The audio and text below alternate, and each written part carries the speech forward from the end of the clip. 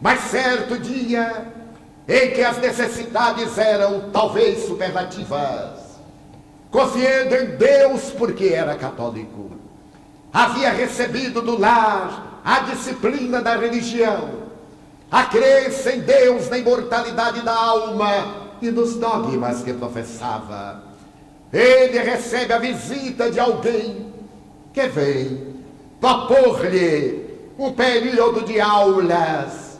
Necessitava de preparar-se num programa especial e contrata com o homem sonhador ainda jovem a remuneração correspondente. Mas esse homem é de natureza especial e diante do preço que é apresentado pelo futuro mestre, ele resolve pagar todas as aulas antecipadamente.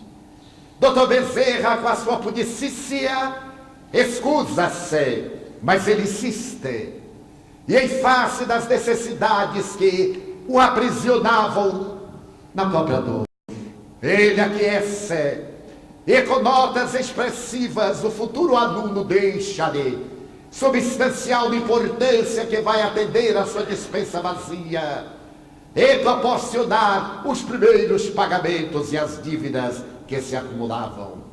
Mas no dia seguinte não veio, nem depois, nem jamais, constituindo um verdadeiro enigma na vida desse apóstolo cuja intervenção da divindade far-se-á repetidas vezes de maneira enriquecedora, discreta e sublime.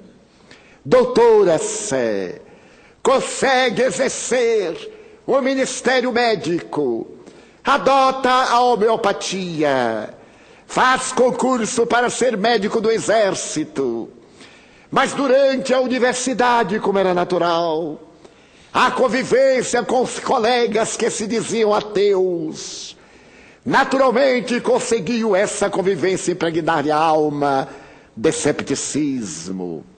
A severidade dogmática e teológica da sua doutrina não lhe permitia pensar, e era naturalmente constrangedor considerar-se cada imposição teológica e cada dogma que primava pelo absurdo.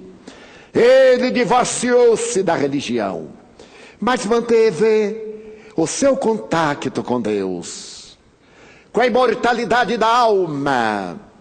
Nesse ínterim, encontra uma alma de escola, Maria Cândida de Lacerda, com quem se consorcia no dia 5 de novembro de 1858, na ânsia de construir uma família, o que consegue, apoiada na certeza do amor de Deus, porque também muito católica o era, a venerável esposa do futuro mestre.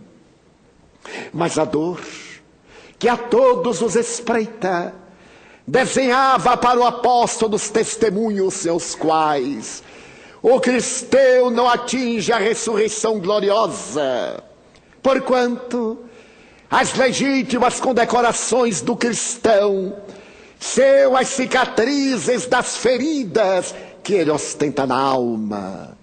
E Bezerra, para atender a instância da esposa e a solicitação dos amigos da freguesia do bairro de São Cristóvão, resolve optar pela política. A política dar-lhe os recursos para atender os necessitados, para socorrer os miseráveis das favelas e dos morros do Rio de Janeiro, que lhe procuravam socorro diariamente. E ele, naquele 1860, candidatando-se à vereança pela ilustríssima Câmara Municipal da Corte, é eleito vereador.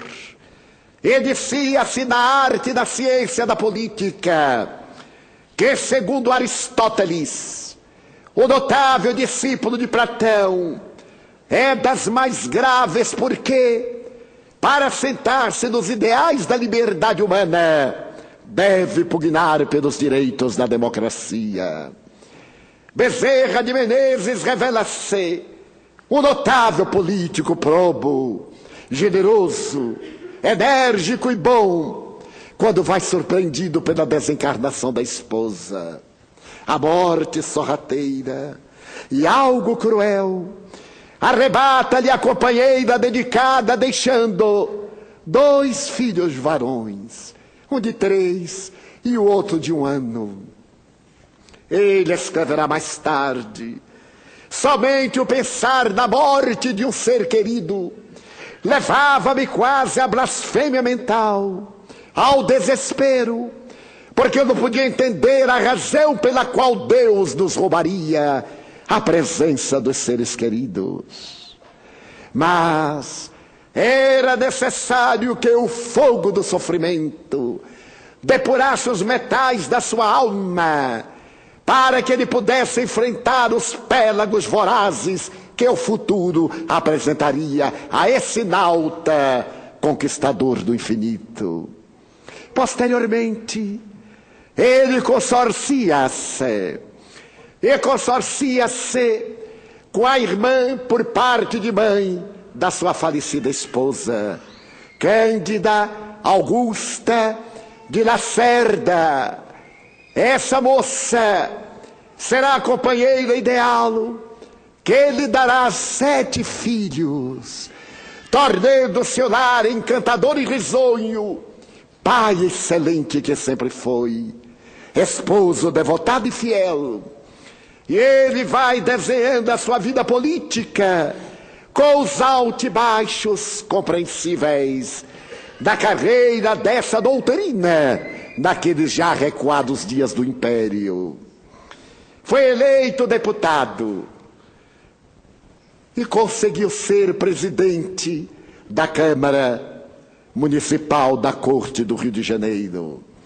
As lutas são as mais terríveis porque ele é liberal, faz parte do Partido Liberal e ergue a bandeira do abolicionismo. O homem não tem o direito de escravizar outro homem. Ninguém pode colocar a sua adaga de sujeição sobre o seu próximo.